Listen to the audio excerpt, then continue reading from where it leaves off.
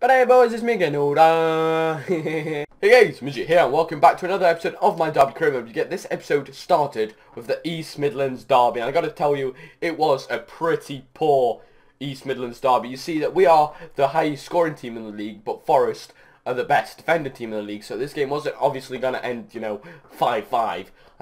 So, in the 11th minute, I got really lucky because Antonio, out of all people, Antonio managed to have a shot saved by Marshall. I'll get on to why Antonio's playing for Forest in a minute. But now, Martin, in the 41st minute, there was absolutely no other chances in this half but this one. I really did try, guys, because it's obviously East Midlands Derby. I did want to make this action-packed, but nothing happened. Mason Bennett got the ball. He swept it over to Chris Martin, and who else but Martin scores us a goal. That's his 6th of the season. And here, this was just a random shot by Robert Tesh.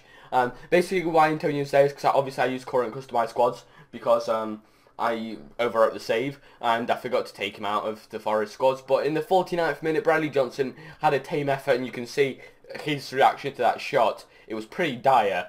But in the 57th minute, Chris Martin went in for a challenge and he stayed down. So our number 9 has stayed down, but not to worry, we've got Darren Ben, who's arguably just as good.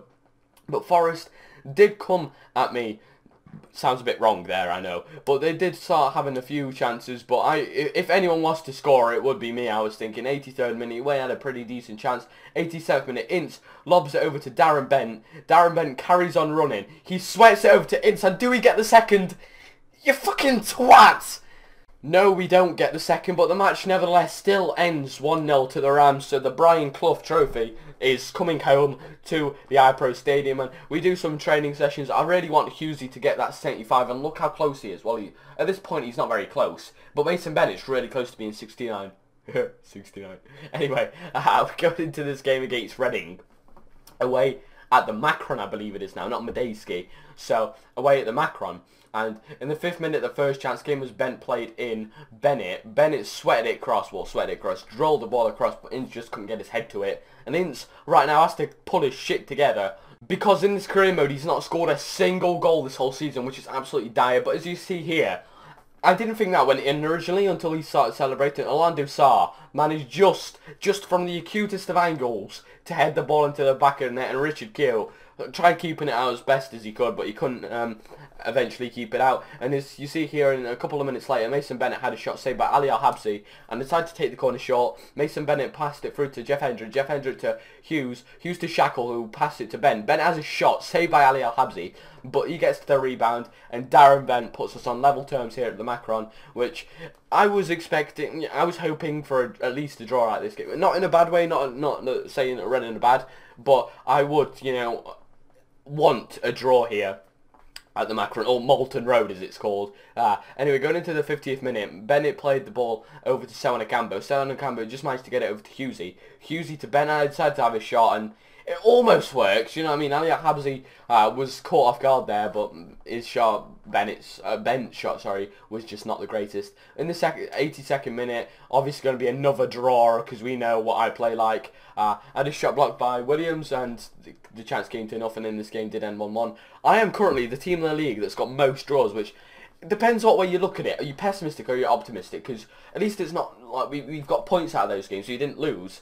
But I'd want more points, because most draws for, we want the title in the end, and we're not going to get it, to be fair. But here, the former Sheffield Wednesday man, Magoma, got out-muscled by Sewan-Akambo, and Bennett's header just couldn't find a back of the net. But in the 70th minute, we started charging at Birmingham once again, and the 80th minute, Hughes had some skills. I don't know why I didn't shoot though, Martin. I just felt like Bennett was in a better position, and the former Derby keeper Adam Legends saves Bennett's team effort. But here in the 32nd minute, Bennett runs past all the Birmingham backline and manages to just squeeze it past Adam Legends and put the Rams 1-0 up here at the iPro Stadium.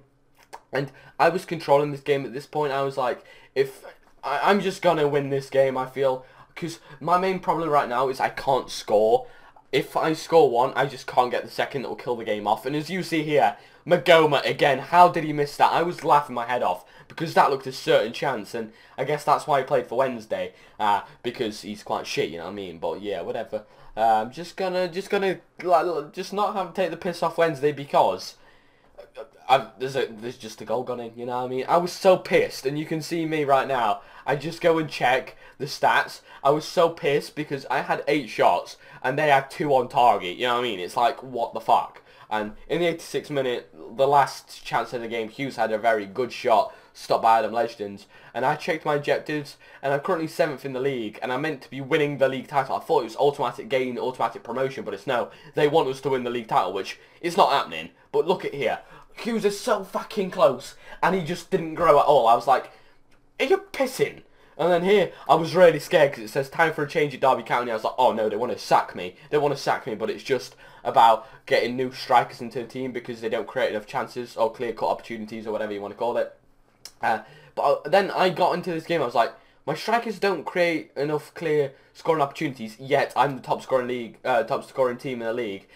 Alright, but Fulham with Alexander Kaczynikovic managed to hit the bar. Not him, but nevertheless, Smith managed to hit the bar from his cross. And former Derby County player Ben Pringle also had his shot gone wide, but Bennett played in Ince played in Bent, and Bent just fucking hoofed it into the back of the net, which made me very happy because obviously just going up against a team of Fulham's calibre who were just not long ago in the Premier League, it's nice to know. Although we battered them 5-1, I still think Fulham are a very decent side, especially this season, so it'll be hard to do anything against them.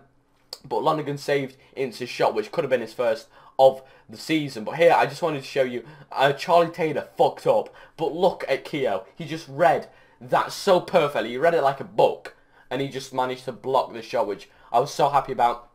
In the 51st minute, Ince wrecks his man, absolutely annihilates him, threads it through to Hughes. Fuck, I couldn't get the words out. And Hughes manages to put it into the back of the net and give us that 2-goal cushion that we truly did deserve based on other performances. We just couldn't find that second goal, which would just kill the game off and make sure we win the game. That's why all teams had chances and ended up scoring against us in the final, 20 minutes, which could happen here.